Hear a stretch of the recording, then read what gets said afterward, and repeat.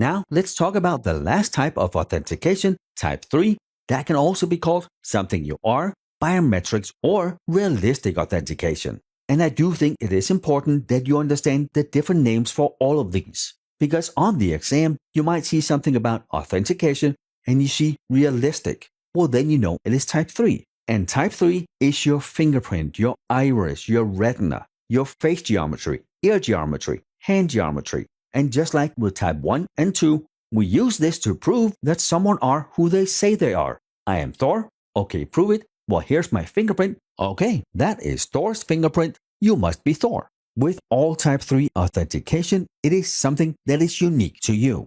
And type 3 is by far the most secure, but it is also the most expensive. And it does come with some unique challenges that neither type 1 or 2 has. So if on the exam you see something that says the most secure, well then you know it's type 3. If you see least secure, well then it's type 1. Cheapest, type 1. Most expensive, type 3. I have worked in places where we use fingerprint readers to log into systems or to clock in and out when you start or leave work. And while it can be super easy to use, sometimes it's almost impossible. If you have a cut on your finger, if it's raining outside, if the machine is having a bad day, it doesn't matter what you do, you can't use your fingerprint. So with biometrics, we need to make sure that whatever we are protecting is secure enough, and that might mean for fingerprint readers, we set the accuracy higher if it is highly secure, and if it's just something like clocking in and out, we might set the accuracy lower. With biometrics, we can have false accepts, and that is us allowing unauthorized people into our facility or systems. We accept them by mistake.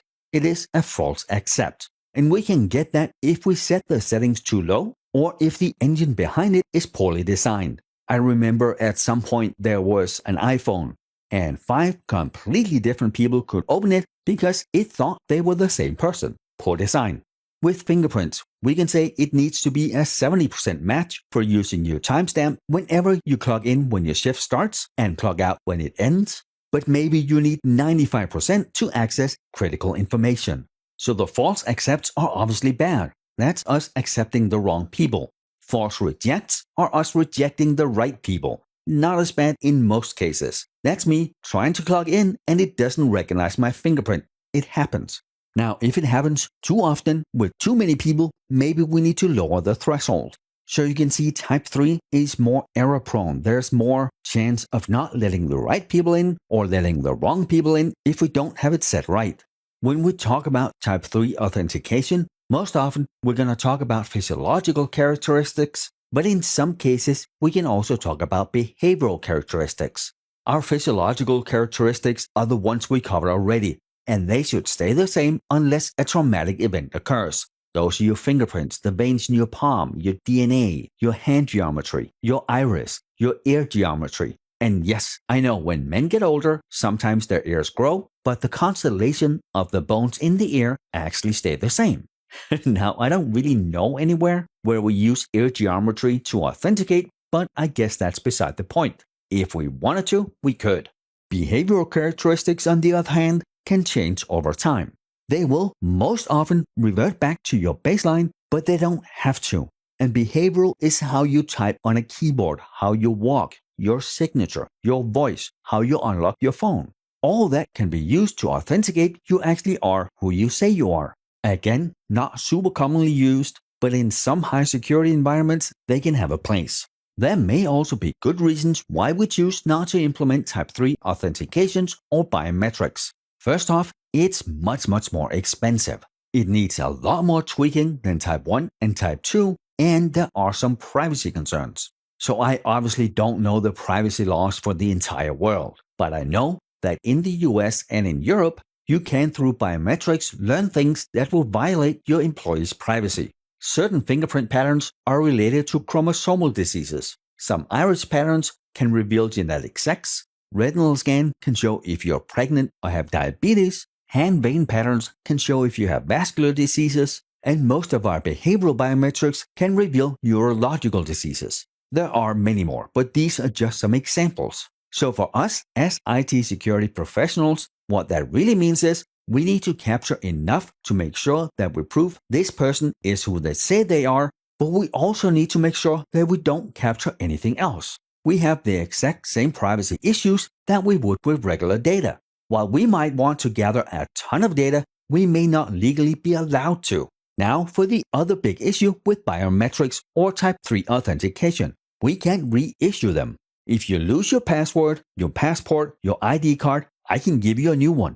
Well, we are now, at least, we can't give you new fingerprints. Once they're compromised forever. On top of that, many of our biometrics we show to everybody.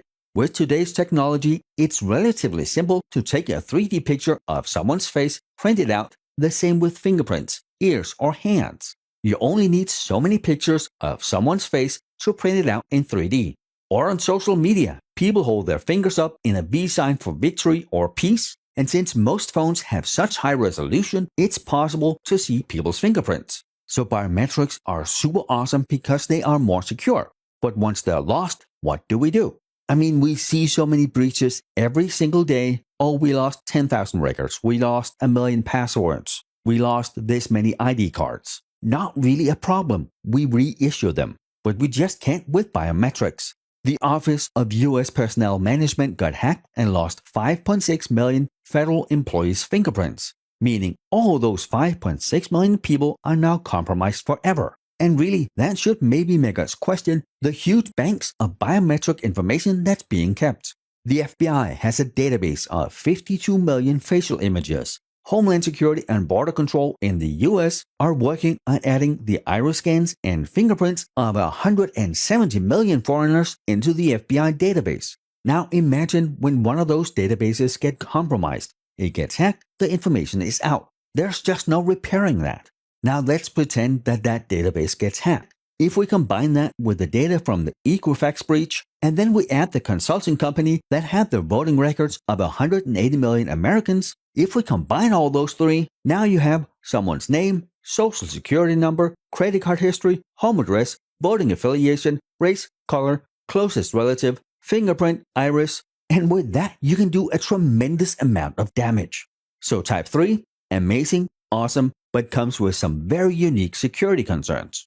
And with that, we are done with this lecture. Thank you for being here, and I will see you in the next one.